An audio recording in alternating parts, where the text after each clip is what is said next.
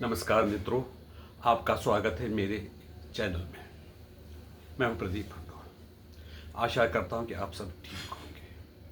आज मैं वीज़ा के बारे में, जो अमेरिका H1 वीज़ा है, उसके बारे में भी और थोड़ी सी बात करूंगा। सबसे पहले मैं ये बताना चाहूँगा कि अमेरिका को लगता है कि हम दुनिया के नंबर 1 हैं। जब सोवियत यूनियन था तब वो सोवियत यूनियन से टकराने की कोशिश नहीं कर रहे थे। अगर नंबर 1 होते तो सोवियत यूनियन से टकराते, लेकिन वो सोवियत यूनियन से टकराना नहीं चाहते थे। यानी वो नंबर 1 जो अपने आप को समझते हैं वो नहीं है। इसके बाद उन्होंने सोवियत यूनियन के 15 टुकड़े करवाए, तो उनको अब लगने लगा तो अब सच्चे में हम नंबर 1 है। और नंबर 1, और उनको पता था कि हमने ये जो नाटो बनाया है, नॉर्थ एटलांटिक ट्रीटी जो ऑर्गेनाइजेशन वो बनाई है, तो ये फोर्स दुनिया का सबसे बड़ा फोर्स है। उसको मुकाबला करने की शक्ति किसी में नहीं है। जब 24 फरवरी 2022 को रूस ने यूक्रेन पर हमला किया, वो जो लोगों के दिल में उन्होंने बात बिठाई थी कि हम सुपीरियर हैं, वो ख़त्म हो गई। अगर वो नंबर 1 होते तो वो रूस को हरा देते, यूक्रेन को आज़ाद करने में कामयाब रहते। ये हम जानते हैं कि जो रूस है पुतिन के अंडर, वो चाहता है कि हमारा पूरा जो पुराना USSR था वो पूरा बने। तो उन्होंने शुरुआत की है यूक्रेन से। और जो अमेरिका का लक्ष्य था, जो उन्होंने रूस को तोड़ा था, वो दोबारा इकट्ठा होने लगा है। यूक्रेन में अपनी मर्जी से रूस हमला कर रहा है। अमेरिका ने भी हथियार दिए, यूरोपियन यूनियन ने भी हथियार दिए। वो भी अभी भी नहीं चाहते हैं कि यूरोपियन यूनियन की रशिया बहुत ही ज़्यादा पावरफुल बने। लेकिन क्या हुआ कि वो अपनी मर्जी से यूक्रेन पर हमला कर रहा है। कितने इधर नाटो की जो 32 देश है, वो उनका रशिया का मुकाबला नहीं कर पा रहे हैं। वो अपनी मर्जी से हमला करता जा रहा है। तो उसने अब पोलैंड पे भी ड्रोन मारने शुरू कर दिए, रोमानिया पर भी हमला करना शुरू कर दिया, एरियल ड्रोन वगैरह। इसलिए जो अमेरिका को अभी भी कंफ्यूजन है कि हम नंबर 1 है, वो गलत है। लेकिन हम जैसे कई लोगों ने हैं जो अपने आप को अमेरिका प्रेमी हैं, या जो अपने आप को वामपंथी कहते हैं कि वो हमें अमेरिका के खिलाफ लड़ना है, वो भी अमेरिका को नंबर 1 समझते हैं। और वो जो लोग जो यहाँ से वीज़ा लेकर जाते हैं, वो भी अमेरिका को ही नंबर 1 समझते हैं। लेकिन दरअसल वो जो यहाँ से जाते हैं, उनको वहाँ पर बेटर लाइफ मिलती है, वो अच्छे उनको मज़दूर मिलते हैं, सस्ते मज़दूर मिलते हैं।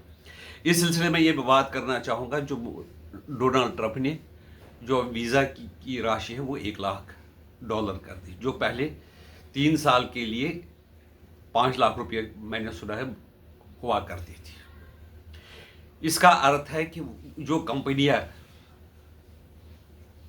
भारत से अपने अपने अमेरिका में काम करने के लिए मजदूरों को बुलाती थी, मतलब स्किल्ड लेबर, टेक्नीशियन वगैरह, टेक्निकल, अगर कोई मजदूर सुनना पसंद नहीं कि उनके लिए कि इंजीनियर्स वगैरह, टेक्निकल हैंड, उनको बुलाते थे।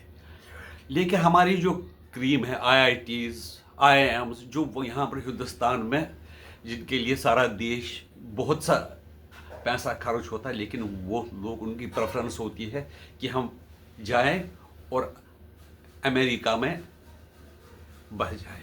उसके लिए क्या करते हैं कि कई एजेंसीज वगैरह खोली हुई है कई लोगों ने, तो वो उनसे वो पैसा लेते थे कंपनियों के ज़रिए, उनको वो वीज़ा H1 वीज़ा दिलवा देते थे। उसमें कई बार ऐसे भी सुनने में आया है कि ये एक स्कैम था, यानी कि कंपनियां यहाँ से वर्कर्स को ले जाती थी और साल के अंदर अंदर वो उनको नौकरी से निकाल देती, और वो जो वर्कर्स होते थे वो फिर पेट्रोल पंप पर काम करते थे, स्टोर में काम करते थे या गार्ड की नौकरी करते थे, लेकिन वो किसी भी हाल में अमेरिका जाना चाहते थे। ये जो क्रेज़ अमेरिका के बारे में हिंदुस्तान के लोगों में, आपको मैं बताऊं, हिंदुस्तान की आबादी है 1 अरब 40 करोड़, उसमें से 0.001% है जो अमेरिका जाते हैं, और जाने की 0.01 से भी कम परसेंट है जिनकी अमेरिका जाने की चाहत है। बाकी लोग ये चाहते हैं कि हम हिंदुस्तान में ही रहें और हिंदुस्तान की जो प्रगति है उसके लिए काम करें। अब जो कई लोगों ने, अमेरिकन वालों ने फीस बढ़ा ली है, तो यहाँ पर कई लोगों ने हाय तौबा मचाना शुरू कर दिया। हमारे साथ ये हुआ, हमारे साथ वो हुआ। यार तुम अगर भारतीय हो तो तुम्हें गर्व होना चाहिए कि हमें भारत में रहने का मौका मिल रहा है। ये बेशक है कि यहाँ पर कोई सिस्टम भ्रष्ट है, भेदभाव है, जिसके कारण लोग अमेरिका और यूरोप को प्रेफर करते हैं, लेकिन अब वो दिन आ गए हैं जो लोग सोशल मीडिया, मोदी जी ने एक बात कही थी, भारतीयों की जो हमारे नौजवान हैं, जो इंजीनियर्स हैं, जो आर्किटेक्ट हैं, उनको सोशल मीडिया वगैरह भारत में ही बनाना चाहिए। ऐसे जो कंपनियां हैं, यहाँ पर सरकार PLI स्कीम में बहुत स्टार्टअप्स को लिए बहुत सहायता दी थी। ऐसा सोशल मीडिया बनाना चाहिए जो भारत के हित में बात करे। अगर हम अमेरिका के बारे में या यूरोप के बारे में बात करते हैं, यूट्यूब पर हो, फेसबुक हो, जो उनको पसंद नहीं होते, तो कभी यूट्यूबर्स को पर हफ्ते की पाबंदी लगा देते हैं या एक दिन की लगाते हैं, कईयों के तो 1 साल की पाबंदी लगा देते हैं, क्योंकि आपने अमेरिकन गवर्नमेंट और अमेरिकन इंटरेस्ट के बारे में बोला। यानी कि ये जो यूट्यूब हमें फ्री में इतनी सुविधाएं देते हैं, गूगल ये देती है, इसका मतलब वो कहीं से पैसा आ रहा है। ये CIA के एजेंट है और सारी दुनिया में जो अमेरिका का वो प्रोपेगेंडा करते हैं। इतना ही नहीं, वो सारी दुनिया में लोगों को वोक बनाते हैं। या अमेरिका में हम एक जानकार हमारा है, वो कहते हैं कि आप 18 साल के ऊपर से बच्चे को कुछ नहीं कह सकते, चाहे वो गलत भी अगर करें तो आप कुछ नहीं कर सकते। ये वो ऐसा सिस्टम वो चाहते हैं कि सारी दुनिया में हो जाए। वो मर्द के साथ शादी करे, लेडी के साथ शादी करे, कोई रात को डांस करे, दिन में सोए। मतलब जो सोसाइटी को, जो नॉर्मल सोसाइटी हज़ारों सालों से जो डेवलप हुई है, कुछ सोच समझ कर डेवलप हो, उसको वो नष्ट भ्रष्ट करना चाहते हैं।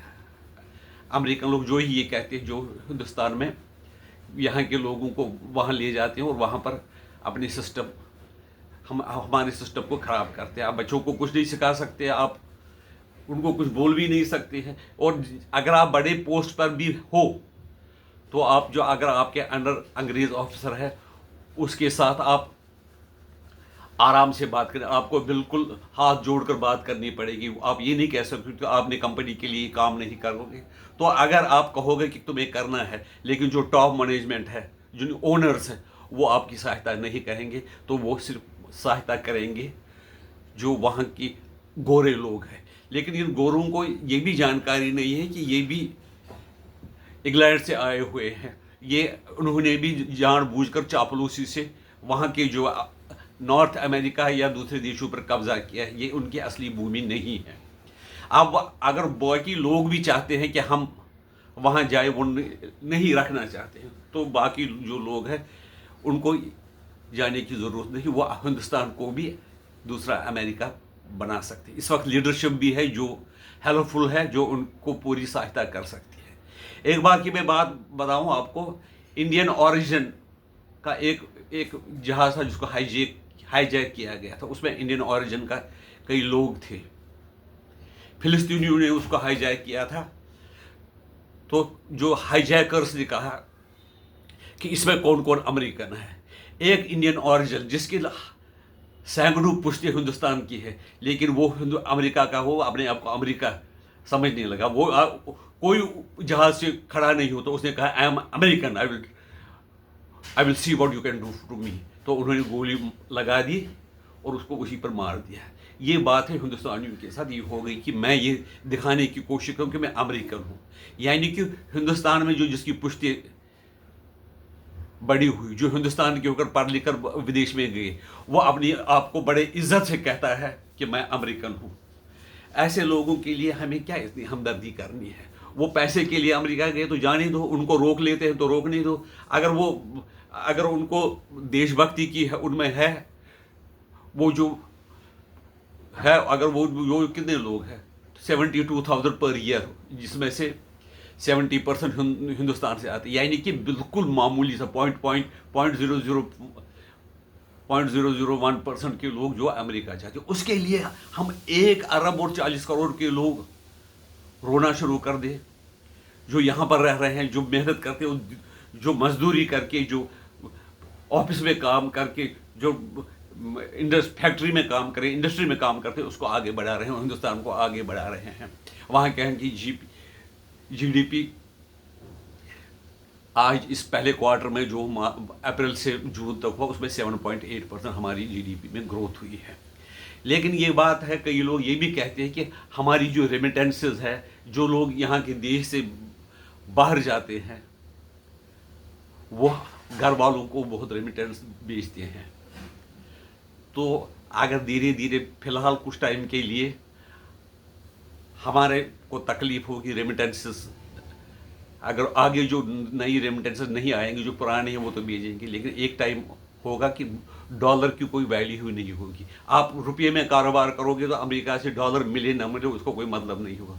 आपके पास गोल्ड होगा, अब ये है आने वाले समय में डॉलर की वैल्यू ना होकर गोल्ड की वैल्यू होने वाली है, या लोग जो कंट्रीज है वो लोकल करेंसीज में काम करेंगे। इसलिए इसके लिए ज़्यादा देर तक परेशान होने की ज़रूरत नहीं। देखो, अब अमेरिका फिर लगा कि अगर वो सुपर पावर होता तो वो चाबहार पर क्यों पाबंदी लगाता है,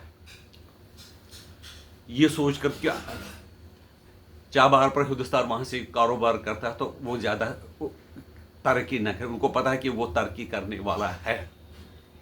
हिंदुस्तान को, उनको लगा कि हिंदुस्तान के लड़कों पर वीज़ा फीस बढ़ा दी तो हिंदुस्तान कमज़ोर होगा। ऐसा कुछ होने वाला नहीं। इसका ये उल्टा असर होगा कि हम रूस के ज़्यादा से ज़्यादा नज़दीक आएंगे, यूरोप भी अमेरिका से दूर होने लगेगा, और हमारा जो फ़ायदा है वो हम ज़्यादा तेज़ी से प्रगति करेंगे। और रूस का से हम देख रहे हैं कि जो इतना वो हमारा नुकसान अमेरिका करना चाहते हैं, तो हमारा जो हम यहाँ पर पहले हमने कभी तक हमने जो अरब लोग हैं उनके खिलाफ कोई स्टेटमेंट नहीं दिया था। वो हमें डर था कि वो हमें पेट्रोल नहीं देंगे तो हम क्या करेंगे। हमारा इतना 1 अरब 40 करोड़ का देश है, उसमें सारा ठप हो जाए। लेकिन अब ऐसा है कि हम अरब देशों पर भी निर्भर नहीं, हम रिफाइन करके, ऑयल को रिफाइन करके उनको बेचते हैं, सऊदी अरबिया को बेचते हैं रूस से लेकर। अगर हमारे लिए यही बेहतर कि हम रूस के साथ नज़दीक बने रहे और जैसे हमें चलता है वैसे चले। किसी न किसी तरीके से अमेरिका आपको रोकने की कोशिश करेगा, चीन को भी रोकने की कोशिश की, लेकिन उनको पता है कि चीन पहले ही बहुत आगे निकल गया, वो उसको आप कुछ कर नहीं सकते। वो चाहते हैं कि हिंदुस्तान आगे न निकल पड़े, इसलिए वो कुछ न कुछ बहाना करके हमें पीछे धकेलना चाहते हैं। जो हमें रूस के करीब, रूस हमें टेक्नोलॉजी दे रहा है, एयरक्राफ्ट टेक्नोलॉजी। बाकी में तो हम स्पेस टेक्नोलॉजी में ठीक है, बाकी मेडिसिन में हम ठीक है, फार्मेसी में हम बिल्कुल बढ़िया है, बहुत से इंजीनियरिंग प्रोडक्ट हम बेचते हैं। सिर्फ हमारा जो इंजन की प्रॉब्लम है उसमें हमें दिक्कत आ रही है, हम नहीं कर पा रहे हैं वो। उसमें अगर हमें रशिया मदद करे तो हमें अमेरिका की कोई ज़रूरत नहीं है। दूसरी बात जो अमेरिका के पास है, उन्होंने स्विफ्ट सिस्टम बनाया है। एक न एक दिन वो हिंदुस्तान को भी स्विफ्ट सिस्टम से बाहर कर देंगे। लेकिन तब तक हमें ऐसी, अगर हमने ईमानदारी से काम किया तो हम अपने ही सिस्टम में, अपने रुपये में, लोकल करेंसी में कारोबार करेंगे, जिससे हमें स्विफ्ट की कोई ज़रूरत नहीं पड़ेगी। आपकी राय इसके बारे में क्या, हमें बता दीजिए। नमस्कार।